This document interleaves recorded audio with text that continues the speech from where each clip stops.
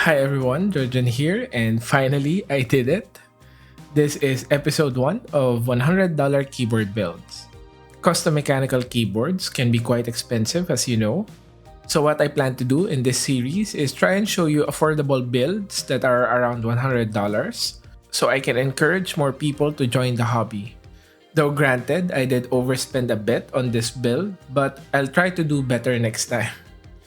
I did publish a tutorial on how to select parts and create your own mechanical keyboard, so if you find some of the things here confusing, do watch that video and you'll have a good idea of everything that I talk about here. Okay, let's start. So the plan for this build is quite simple. I want to do a custom keyboard that has good RGB for everyone who likes a light show on their desk, like me. So basically, we are looking for a PCB that has RGB and underglow if possible, and a transparent case. I did a bit of searching and I stumbled upon this bundle on kprepublic. This is for the BM60 PCB, which has both perky RGB and underglow. And if you scroll down here, there are multiple bundles available.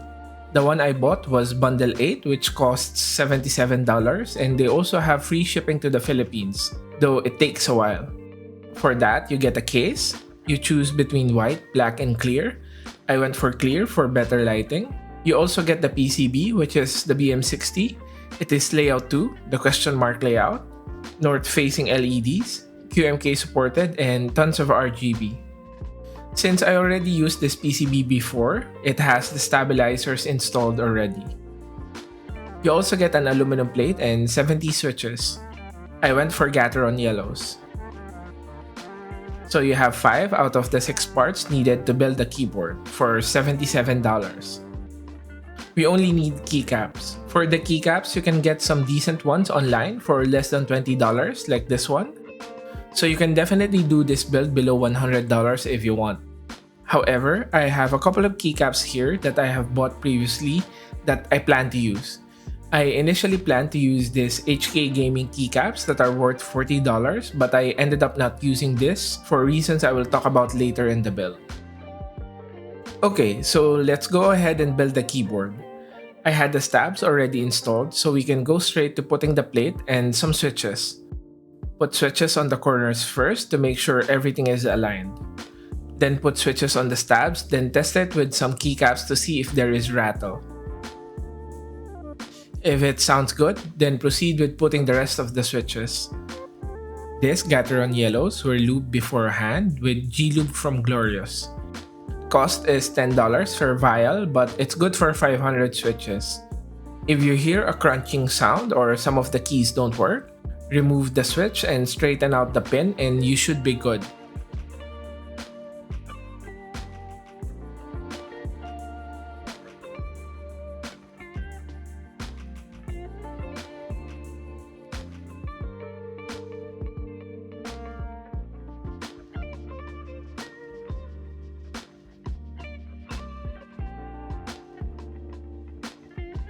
After that, you can put the assembly on the case and screw it in on the 6 mounting posts.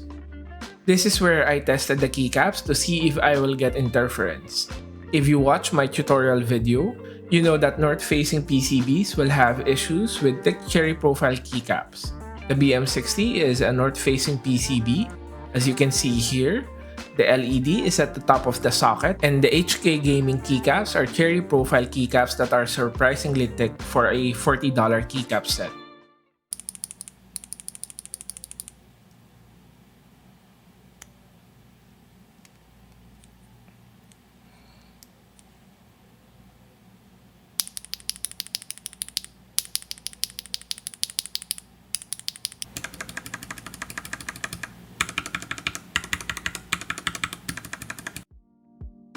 I had interference, which happens when the keycap hits the top of the switch housing first before bottoming out. This affects the sound and feel of the switch. I had no choice but to replace it with these XDA keycaps that were sent to me by Banggood. These are a bit expensive at $60, but you usually can get discount codes at Banggood and bring that price down to around $50. They always have a promo or discount code that can give you at least a 10% discount. XDA profile is a uniform profile, meaning The keycaps have the same size and shape regardless of the row. This makes this keycap set very flexible and will be able to fit all of layouts 1, 2, and 3. The keycaps are relatively thin, but they feel good in the hand and the legends are really clear. These are PBT dye subs, so it should be more resistant to shine and fading.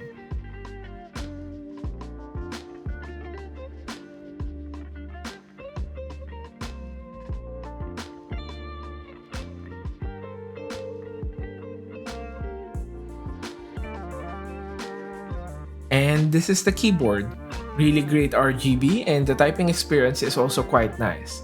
The Gateron Yellows are very smooth when lubed and allow for a lot of light to pass through.